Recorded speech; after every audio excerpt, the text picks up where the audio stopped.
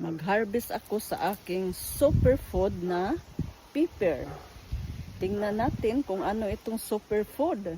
Yun, very generous itong magbigay ng mga bunga. Kahit maliit lang siya, pero ang dami niyang mga bunga.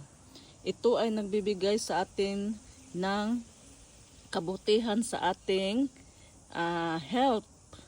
Ang ginawa namin ito, i-dry muna namin ito, ilagay namin sa dehydrator or ano natin sa araw para talagang ma-dry na dry siya, at pagkatapos niyan gawin na nating powder.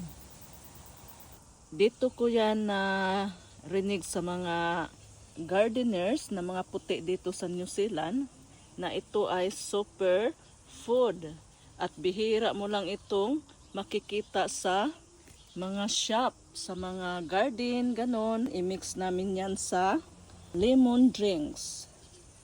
Ang ganda lang nito kasi nabubuhay sila. Whole year talaga yon. 2 years na ito sila. Kunin ko na itong lahat.